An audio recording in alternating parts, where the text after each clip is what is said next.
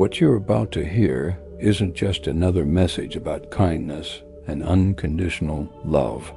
It's a deep dive into the human psyche, revealing a truth Carl Jung, one of the greatest psychologists in history, discovered after decades of studying the soul.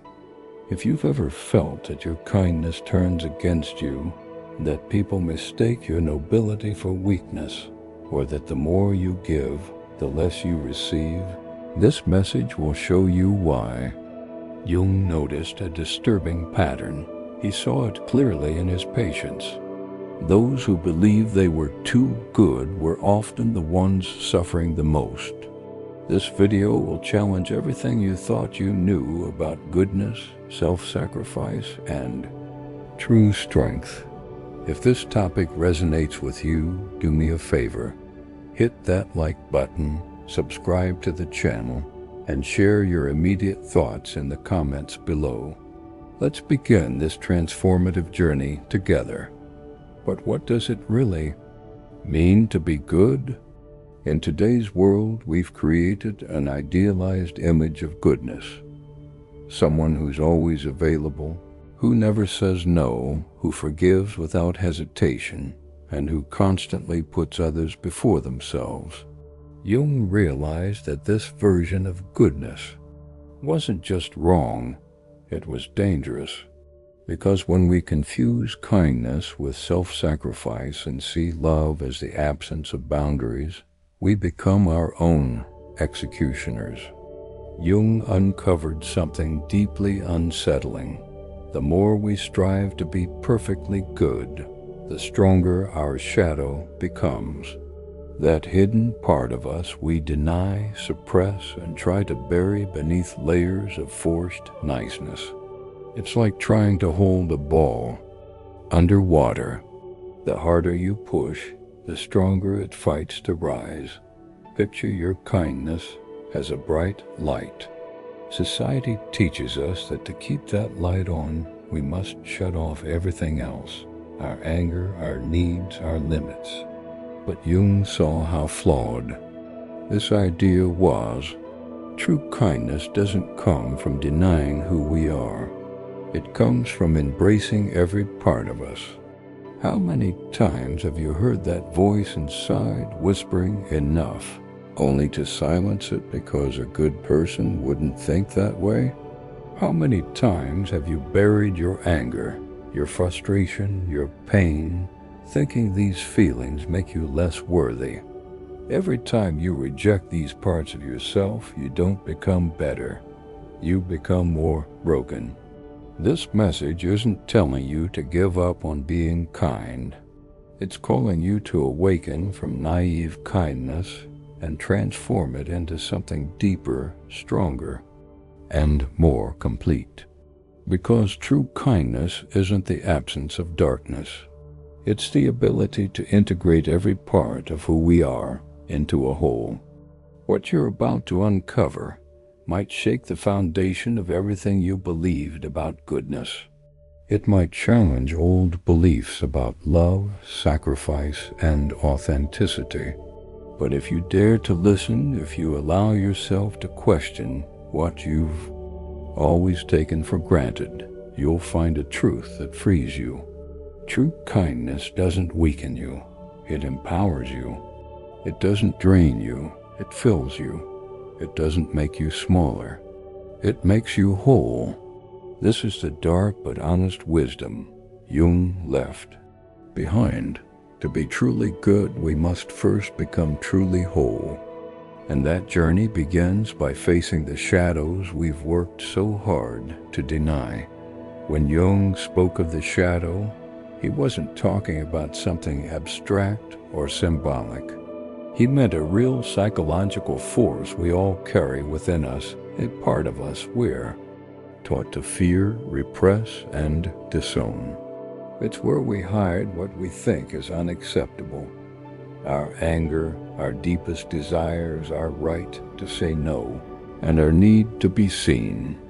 For those who consider themselves inherently kind, the shadow becomes a terrifying place.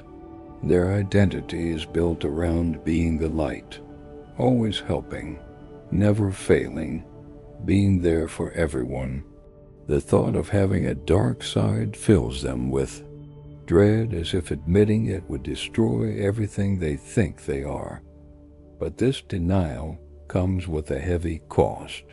When we reject our shadow, when we pretend it doesn't exist, it gains power. It becomes uncontrollable, like trying to hold back a river with your hands. Eventually, it will break through. Repressed energy doesn't disappear. It twists and mutates, emerging in ways we can't control. Overly kind people experience this in subtle but destructive ways. It appears as resentment after helping someone who never returns the favor. It shows up as silent anger when others cross invisible boundaries. It turns into deep sadness when they realize no one truly sees their needs. The more we strive to be perfectly good, the more vulnerable we become to our own shadow. It's a strange paradox. Deny your anger and you become passive-aggressive. Reject your need for recognition and you become subtly manipulative. Pretend you don't need anything and you become an emotional vampire, unconsciously draining others. According to Jung, the shadow isn't our enemy. It's an essential part of our inner world. It holds not only our negative traits, but also our unclaimed power, our ability to set healthy boundaries and to stand up for ourselves when needed. When we reject the shadow, we don't just lose our darkness. We lose part of our light. Imagine someone who spent their whole life being the good one. They were taught that anger is bad, that setting boundaries is selfish, and that their needs come last.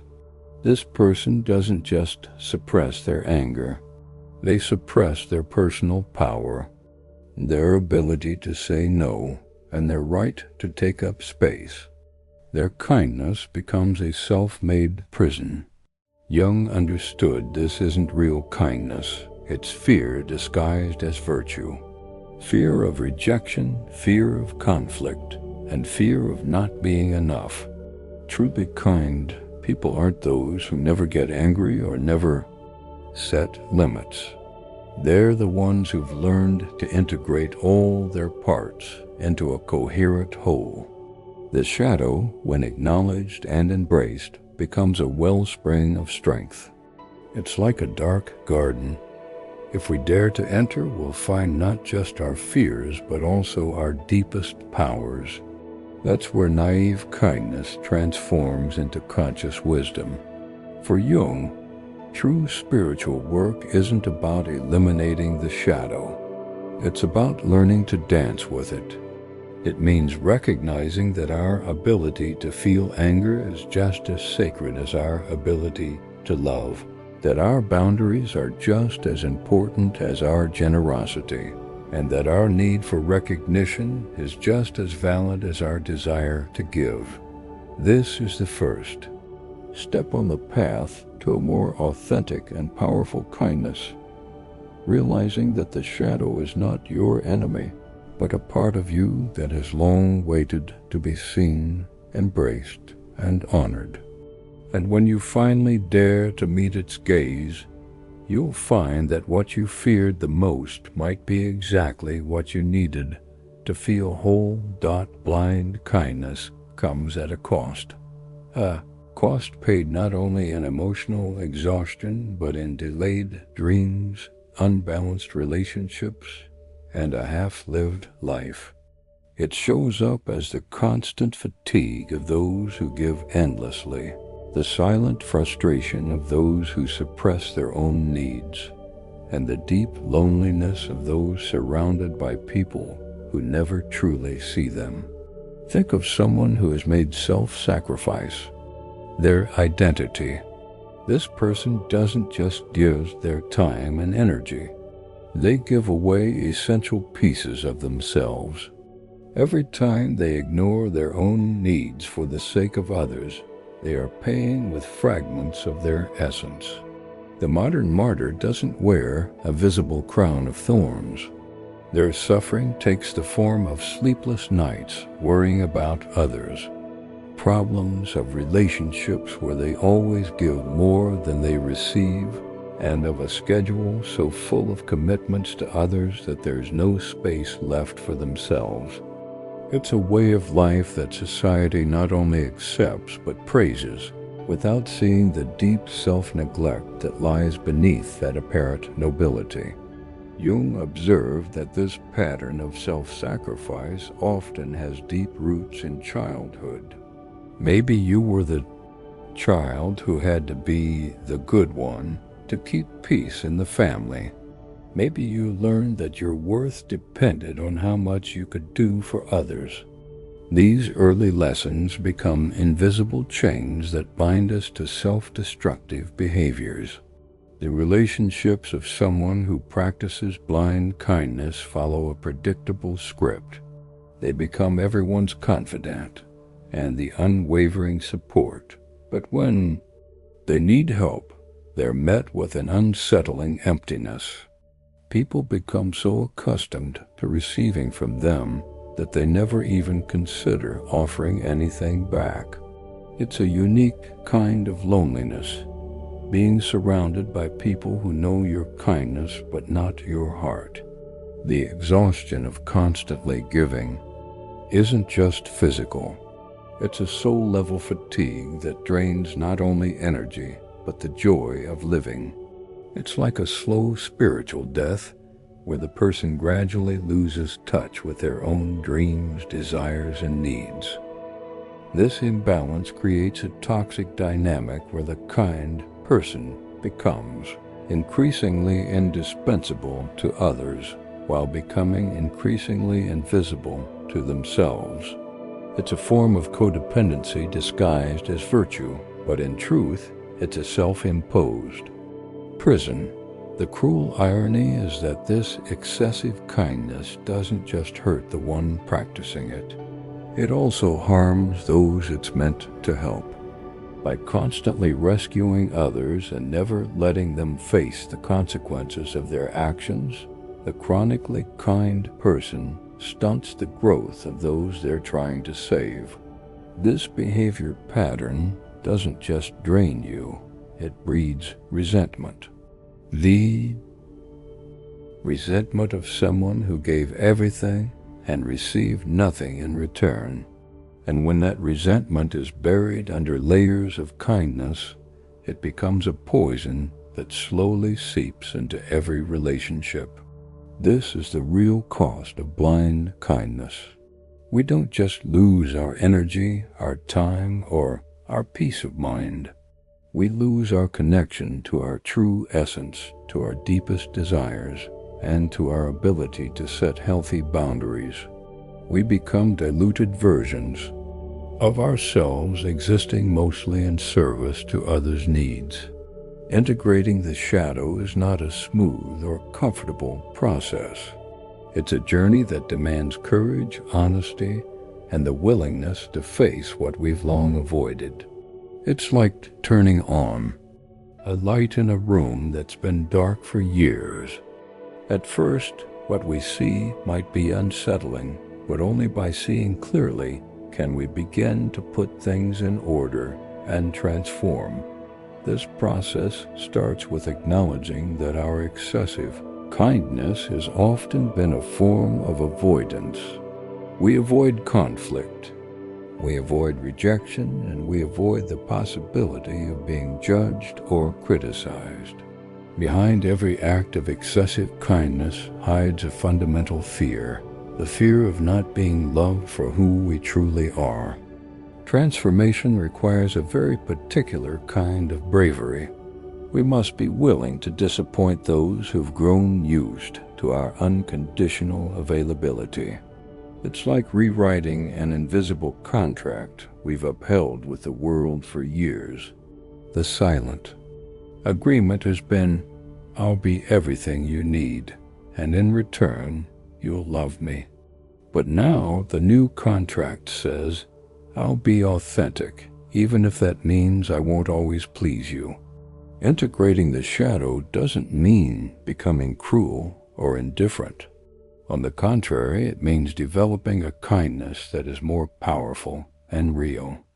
It's the difference between a weak flame that any breeze can blow out and a strong fire that gives warmth and light without being consumed. True integration happens when we realize that our ability to set boundaries is just as sacred as our ability to give. The power that comes from this integration is fundamentally different from cruelty. Cruelty is born from fear, from weakness, and from the need to dominate. True power, the kind that comes from shadow integration, emerges from self-acceptance and from the ability to stand in our truth without needing to overpower others.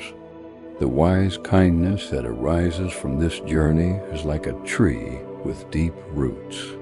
It doesn't need to prove its strength by tearing others down. Its power is shown in its steadiness. Those who reach this integration discover a beautiful paradox. The more they accept their darkness, the more genuinely kind they become. They no longer give out of compulsion or fear, but from a conscious choice. Their generosity flows from abundance, not from emptiness. Their compassion comes from strength, not weakness. This new way of being demands a continued commitment to authenticity.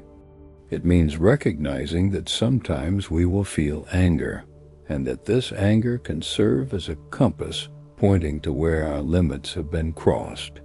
It means accepting that sometimes we will need to say no, and that this no can be just as sacred as any yes we've ever offered. Integration also means acknowledging that not all our shadow parts are negative. Within that shadow we feared lie our most powerful gifts, our discernment, our intuition about others' intentions, and our fierce ability to protect what we hold sacred.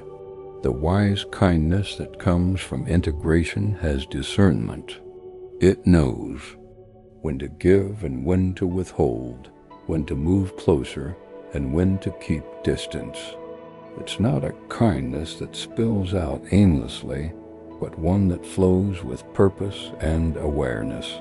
It's a kindness that honors both the giver and the receiver, that sees healthy boundaries as a form of mutual respect.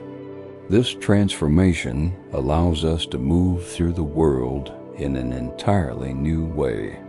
We're no longer the candle that burns itself out to light others' paths. We become the lighthouse, radiating our own light, guiding others without depletion. Our kindness becomes more powerful precisely because we no longer need everyone's approval or love.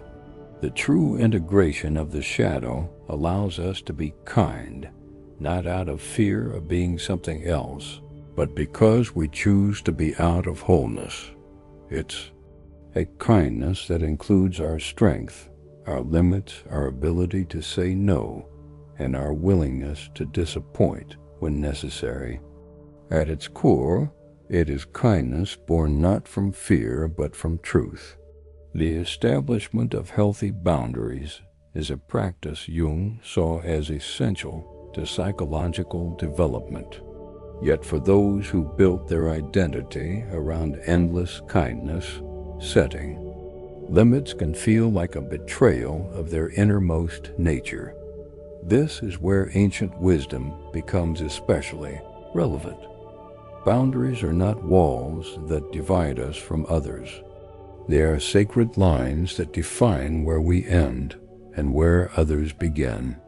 The ability to create boundaries starts with a revolutionary act, recognizing our inherent worth, not worth based on what we give or do for others, but the inner value that exists simply because we are.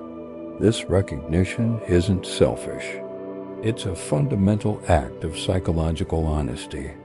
When we begin to truly value ourselves, a new way of relating to the world unfolds. We no longer need to earn our right to exist through excessive goodness. We start to see that reciprocity in relationships is not a luxury. It is a psychological necessity. Healthy relationships are those in which giving and receiving flow in balance. This understanding changes the way we interact with others. We begin to realize that when we allow others to cross our boundaries repeatedly, we not only harm ourselves, we also prevent them from learning to respect personal limits. Genuine kindness includes the strength to uphold clear boundaries, because these boundaries protect both our ability to give and the dignity of those who receive. People who learn to set healthy boundaries encounter a fascinating paradox. Their relationships, though fewer, become far more meaningful. Some may drift away when we are no longer unconditionally available, but those who stay will be the ones who truly respect and value us as whole beings. The practice of setting boundaries involves developing a new emotional vocabulary. We begin to sense the difference between authentic guilt and manipulated guilt, between true responsibility and the burdens we've wrongly taken on. This process also means recognizing that our time, energy, and emotional resources are limited and sacred. We can't give from an empty well, and maintaining our boundaries is how we ensure we always have something to offer when it's truly needed and appropriate. The true protection of our kindness doesn't come from building walls, but from developing wise discernment about where, when, and with whom we share our gifts. It's like tending a garden. It requires both clear borders and constant care to flourish. When we guard our energy and resources properly, our ability to be genuinely kind grows stronger, not weaker. The alchemy of transformation is a profound process that begins when we finally allow our light and shadow to dance together. It's like watching two streams merge to create something entirely new, neither purely light nor purely dark, but a new kind of power born from conscious integration. This alchemical journey starts when we stop fighting against our dual nature. Jung discovered that true transformation doesn't happen by trying to eliminate our darker parts, but by allowing them to teach us what we need to learn. Our anger shows us where we need to set boundaries. Our resentment points to where we've been giving too much. Our sadness reveals where more care is needed, and authentic strength emerges from this integration like gold purified through the alchemical fire of self-awareness. It's no longer the brute force of aggression, nor the weakness disguised as endless kindness. It becomes a new, refined power, one that knows when to move forward and when to pull back, when to give and when to conserve, when to speak and when to remain silent. People who achieve this integration develop a particular presence. They don't need to prove their goodness or their power. They simply are. Their authenticity becomes their shield and their truth their sword. They've learned that real strength lies not in controlling others, but in mastering themselves. The wisdom that comes from this transformation is like a controlled flame. It can warm or burn depending on how it's used.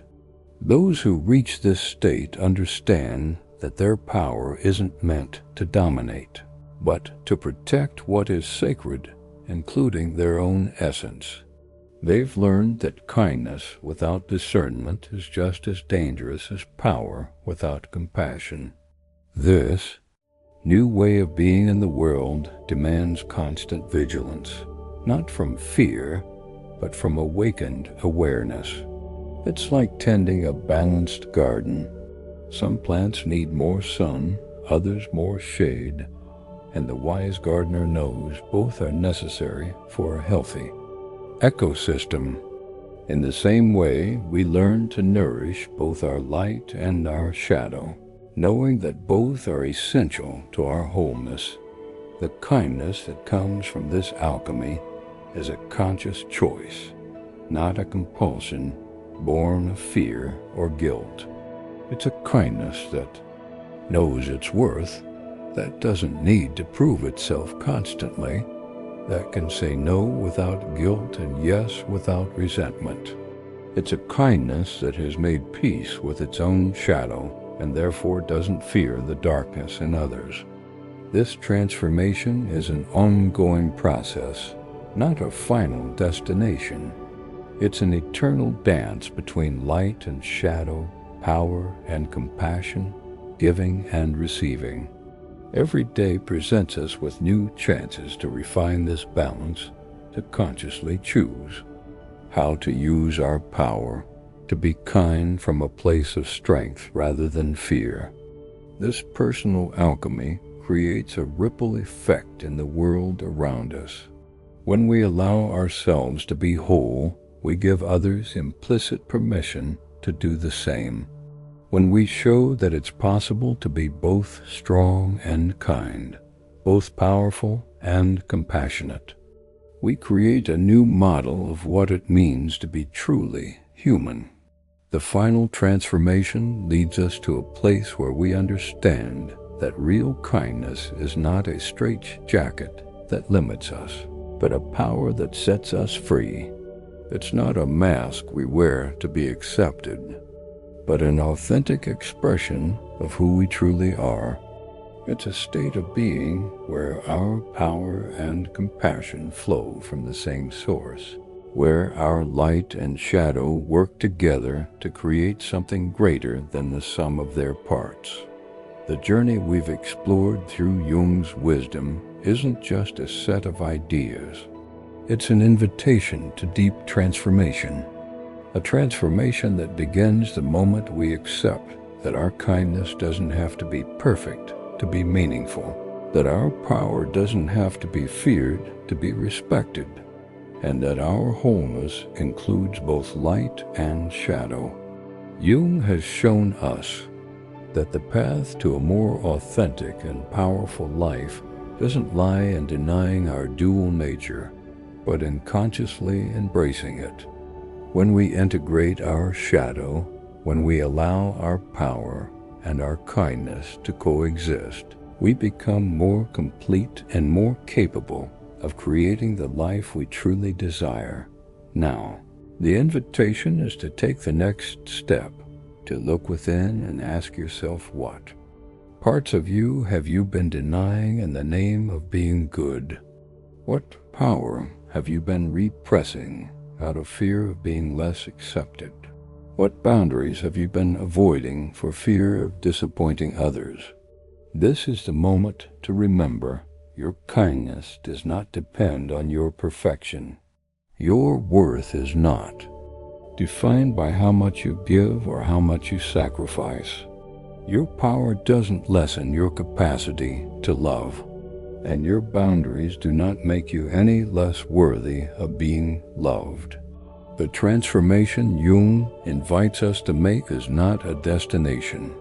It's an ongoing journey. Every day offers new opportunities to choose authenticity over people-pleasing, conscious power over weakness disguised as virtue, and real kindness over automatic self-sacrifice. The world needs people who have integrated both their light and their shadow, who understand that true goodness doesn't come from repression, but from conscious integration. It needs whole human beings who can embody both strength and compassion, who know when to give and when to hold back, and who understand that their boundaries are just as sacred as their ability to love. As you close this message, remember, you're not here to be perfect. You're here to be whole. And in that wholeness, in that integration of every part of you, you will find not only the strength to create the life you dream of, but also the wisdom to live it with authenticity and true power. The question now isn't whether you're good enough. The real question is, are you ready to be truly powerful? Not the kind of power that dominates, but the kind that transforms. Not the power that fears the shadow, but the one that integrates it and uses it to create something greater than ourselves. If this message resonated with you, don't forget to subscribe, activate the notification bell, and share this with someone who needs to hear it. Let's walk this path of transformation together.